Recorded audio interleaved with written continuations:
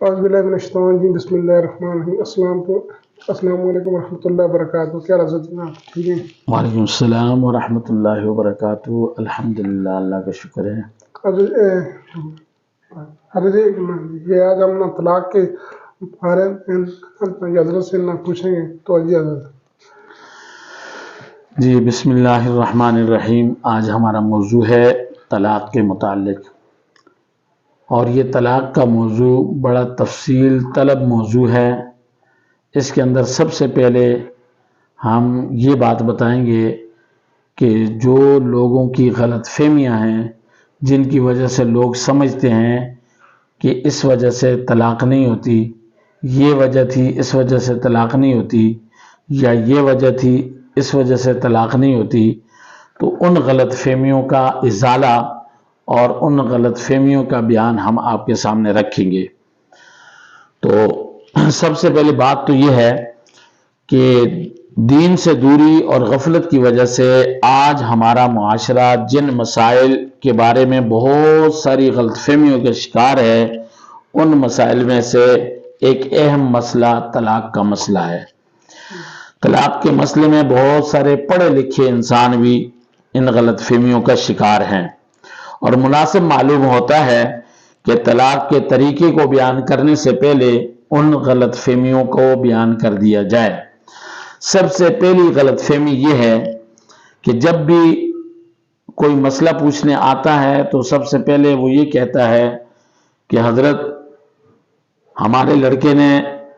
اپنی بیوی کو طلاق دی ہے، لیکن نہایت غصے میں تھا، اور وہ غصے سے بالکل پاگل ہو رہا تھا، آپے سے باہر ہو رہا تھا، اور یہ وجہ تھی یا کاروبار میں نقصان ہو گیا تھا یا کسی سے لڑائی ہو گئی تھی، اور انتہائی غصے کی حالت میں یا بیوی نے کوئی ایسا غلط کام کیا تھا جس کی وجہ سے شوہر کو اس پر غصہ آیا اور غصے میں اس نے طلاق دے دی. تو یہ کیا غصے سے طلاق ہوتی ہے یا نہیں ہوتی؟ تو میرے بھائیوں، میں آپ کو یہ بتاؤں کہ غصے ہی میں آدمی طلاق دیتا ہے. پیار میں کوئی آدمی شاذ و نادر کوئی آدمی ہو جو طلاق دے، ورنہ پیار میں کوئی طلاق نہیں دیتا. ہمیشہ طلاق جب بھی ہوتی ہے غصے کی حالت میں ہوتی ہے. جب بھی طلاق ہوتی ہے کسی لڑائی جھگڑے کی وجہ سے ہوتی ہے. جب بھی طلاق ہوتی ہے باہمی معاملات میں انتشار اختلاف پیدا ہونے کی وجہ سے ہوتی ہے. تو اس لیے غصے کو ایک ایشو بنا کر یا اس غلط فہمی کا شکار ہو کر کہ غصے کی وجہ سے طلاق نہیں ہوتی،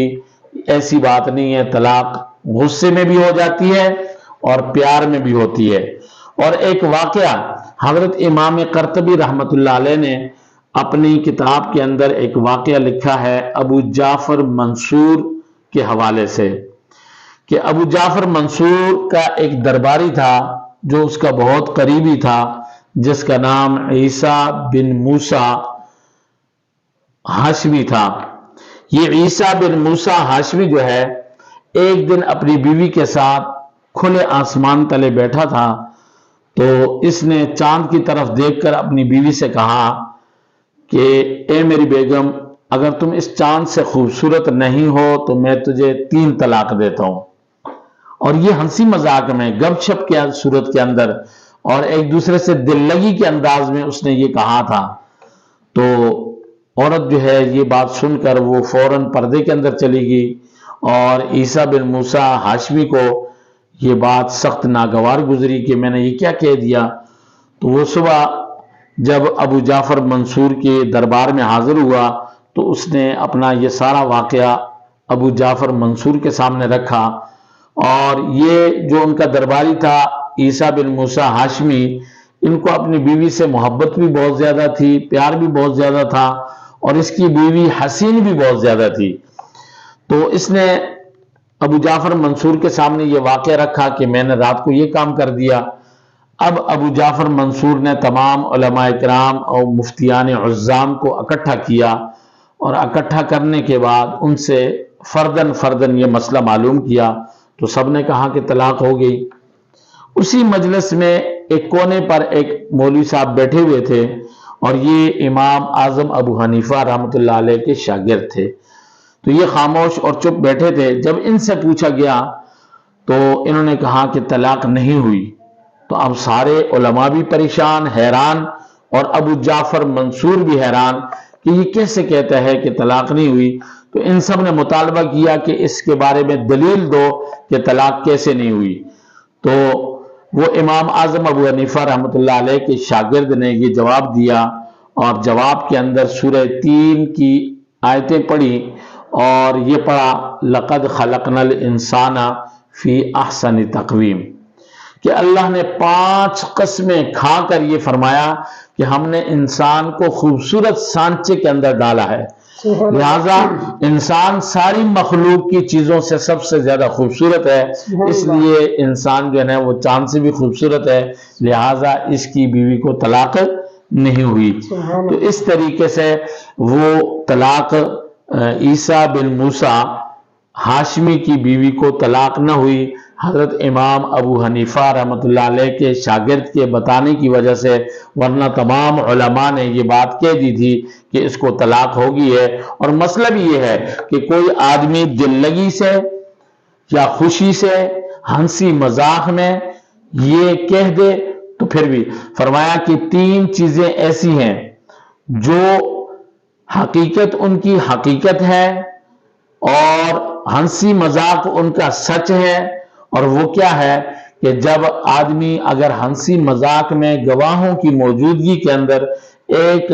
بالغ لڑکا اور لڑکی آپس میں نکاح کر لیں، ایجاب و قبول کر لیں گواہوں کی موجودگی میں، تو یہ نکاح منعقد ہو جاتا ہے، چاہے یہ ہنسی مذاق میں ہی کیوں نہ ہو۔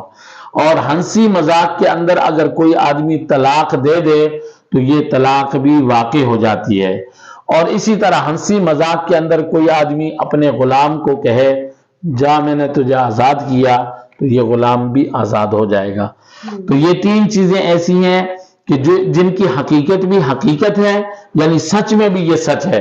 اور ہنسی مذاق میں بھی یہ سچ ہے۔ تو اس لیے ان 3 چیزوں کی حقیقت کو سمجھنا چاہیے۔ اسی کے ساتھ دوسری بات یہ ہے کہ دوسری غلط فہمی یہ ہے کہ آدمی یہ سمجھتا ہے کہ اگر کسی کی بیوی حاملہ ہے اور حمل کے دوران اس کو اس کے شوہر نے طلاق دے دی، تو اب یہ کہتے ہیں کہ یار یہ تو حمل والی تھی، یہ تو ایسی تھی، اس کو طلاق نہیں ہوئی۔ اب یہ حمل والی جو عورت ہے اس کو طلاق ہو گئی ہے، اس لیے کہ اللہ جل شانہ نے قرآن مقدس کے اندر یہ ارشاد فرمایا ہے وَأُولَاتُ الْأَحْمَالِ أَجَلُهُنَّ أَن يَضَعْنَ حَمْلَهُنَّ، کہ جو حمل والی عورتیں ہیں ان کی عدت پوری ہوتی ہے وضع حمل کی کرنے سے۔ وضع حمل جب بھی ہوتا ہے تو عدت ان کی پوری ہو جاتی ہے۔ ایک عورت کا شوہر مر گیا اور مرنے کے بعد یہ عورت بیوہ ہو گئی، اب یہ بیوگی کی حالت میں حمل کے اندر تھی، اور اس کے مرنے کے 1 دن کے بعد اس نے بچہ جنم دیا تو اس کی عدت مکمل ہوگی۔ یا پھر ابھی لاش جو ہے میت شوہر کی گھر میں موجود ہے، ابھی دفنایا نہیں ہے، لیکن اس کا بچہ پیدا ہو گیا تو اس کی عدت مکمل ہوگی۔ اسی طرح طلاق جس نے دی ہے کسی عورت کو، تو یہ مطلقہ عورت اگر حمل کے ساتھ تھی تو طلاق دینے کے بعد فوراً اس کا بچہ پیدا ہو گیا تو اس کی عدت بھی مکمل ہو گئی۔ اور اسی طرح اگر 1 دن کے بعد پیدا ہوا تو وضع حمل پر اس کی عدت پوری ہو جائے گی، کیونکہ طلاق دینے والے آدمی کی بیوی جس کو مطلقہ کہا جاتا ہے، مطلقہ عورت کی عدت 3 ماہواریاں ہیں، 3 ماہواریاں ہیں۔ اور بیوہ عورت جس کا شوہر مر چکا ہے تو اس کی عدت جو ہے وہ 4 مہینے 10 دن ہے، 4 مہینے 10 دن ہے۔ لیکن اگر حمل کے ساتھ ہوگی، یہ دونوں عورتیں مطلقہ اور بیوہ اگر یہ دونوں حمل کے ساتھ تھیں اور طلاق ہو گئی، یا حمل کے ساتھ تھی اور بیوہ ہوگی، اس کا شوہر مر گیا، تو ان کے وضع حمل پر ہی ان کی عدت پوری ہو جائے گی، اس کو 3 ماہواریوں کا انتظار نہیں کرنا پڑے گا، اور اس کو بھی 4 مہینے 10 دن کا انتظار نہیں کرنا ہوگا، اس کی عدت مکمل ہو جائے گی۔ اسی طرح ایک غلط فہمی یہ بھی ہے کہ لوگ کہتے ہیں کہ مذاق اور دل لگی کی صورت کے اندر طلاق واقع نہیں ہوتی، غصے کی صورت میں، اور دوسرا یہ ہے کہ وضع حمل یعنی حمل کی حالت کے اندر طلاق واقع نہیں ہوتی، تیسرا یہ ہے کہ ہنسی مذاق کے اندر طلاق واقع نہیں ہوتی۔ حالانکہ حقیقت میں نے آپ کو بتا دی، جو حدیث پڑھی میں نے آپ کے سامنے، کہ ان کی 3 چیزوں کی حقیقت بھی حقیقت ہے اور ان کا ہنسی مذاق بھی حقیقت ہے، سچ ہے۔ تو اس لیے یہ ہنسی مذاق میں بھی اگر کسی نے طلاق دی تو یہ طلاق واقع ہو جائے گی۔ اور ایک غلط فہمی یہ ہے کہ لوگ کہتے ہیں کہ طلاق دی ہے لیکن گواہوں کی موجودگی میں نہیں دی ہے، بغیر گواہوں کے دی ہے، رات کی تاریکی میں دی ہے، اندھیرے میں دی ہے، یا نوٹس لکھا ہوا نہیں آیا اور پرچہ لکھ کر نہیں دیا، یا اس نے اپنے زبان سے جب بول رہا تھا تو اس وقت کوئی سامنے موجود نہیں تھا، تو فرمایا کہ بھئی یہ طلاق ایسی چیز ہے کہ یہ شوہر کے ساتھ تعلق رکھتی ہے، اور اس شوہر نے اگر طلاق دی ہے اندھیرے کے اندر، بند کمرے کے اندر، جس میں کوئی گواہ موجود نہیں تھا، اکیلا تھا یہ، اور اس نے اپنی بیوی کو طلاق دے دی، تو یہ طلاق واقع ہو جائے گی، چاہے اس پر کوئی گواہ ہے یا نہیں ہے، یا اس نے لکھا ہے یا نہیں لکھا، یا نوٹس عورت کو ملا ہے یا نہیں ملا، ہر صورت میں طلاق واقع ہو جائے گی۔ اور اسی طرح بعض اوقات یہ لوگ یہ کہتے ہیں کہ بھئی یہ 3 طلاقیں دینے سے طلاق واقع نہیں ہوتی، 3 طلاقیں دینے سے طلاق واقع نہیں ہوتی۔ زمانے جاہلیت میں ہوتا یہ تھا کہ لوگ 100 طلاقیں دیتے تھے اور پھر دوبارہ اپنی بیوی کو روک لیتے تھے اور اسے بیوی بنا لیتے تھے۔ تو اسی طرح اب مسلمانوں کے اندر بھی یہ باتیں عروج پکڑ رہی ہیں، اور ان کے بارے میں یہ یقین دہانیاں کرائی جاتی ہیں کہ 3 طلاق کوئی طلاق نہیں ہے، حالانکہ 3 طلاق کہنے کی وجہ سے بھی طلاق ہو جاتی ہے، اور یہ اس 3 طلاقوں کو طلاق مغلظہ کہا جاتا ہے کہ 3 طلاق دینے کے بعد کسی صورت میں دوبارہ اس شوہر کے ساتھ نکاح نہیں ہو سکتا، اور 1 طلاق دینے کے بعد اگر اس کی عدت گزرنے سے پہلے ان دونوں کے درمیان کوئی صلح کرنے والا صلح کر لے، یا آپس میں ایک دوسرے کے لیے نرم دلی پیدا ہو جائے اور ان دونوں کا آپس میں رجوع ہو جائے، رابطہ قائم ہو جائے، تو یہ 1 طلاق واقع ہوگی، لیکن ان کا نکاح نہیں ٹوٹے گا، یہ دوبارہ میاں بیوی کی حیثیت سے رہ سکتے ہیں۔ اور اسی طرح اگر عدت گزر گئی تو پھر آٹومیٹک اس کو دوسری طلاق پڑ جائے گی، جب دوسری طلاق پڑ جائے گی تو دوسری طلاق پڑنے کے بعد اب عدت گزرنے سے پہلے اگر ان دونوں نے آپس میں رابطہ کر لیا اور آپس میں ان لوگوں کا صلح ہو گیا، تو یہ پھر دوبارہ اپنی نکاح کو باقی رکھ سکتے ہیں اور ان کی ازدواجی زندگی دوبارہ سے چل سکتی ہے۔ لیکن اگر کسی آدمی نے سب سے پہلے 2 طلاقیں دی، کہ بیوی کو کہا کہ میں تجھے طلاق دیتا ہوں، 2 مرتبہ کہا، اور 2 مرتبہ کہنے کے بعد اب اس کا نکاح ٹوٹ گیا ہے، اب یہ اگر دوبارہ نکاح کرنا چاہے اور اگر ان کا آپس میں رابطہ ہو جائے یا ان کے درمیان صلح ہو جائے تو ان کو نکاح دوبارہ کرنا ہوگا، لیکن 3 طلاقوں کے بعد دوبارہ ان کا آپس میں ربط نہیں ہو سکتا، نہ ان کا صلح ہو سکتا ہے، نہ ان کا رابطہ ہو سکتا ہے، نہ یہ آپس میں جڑ سکتے ہیں بصورت دیگر، جس کو حلالہ کہا جاتا ہے۔ اس کے بارے میں ہم آئندہ ویڈیو کے اندر بتائیں گے۔ اور یہ غلط فہمیاں ہیں جو لوگوں کے اندر پائی جاتی ہیں، جن غلط فہمیوں کا ازالہ لوگوں کو کرنا چاہیے کہ ان تمام صورتوں کے اندر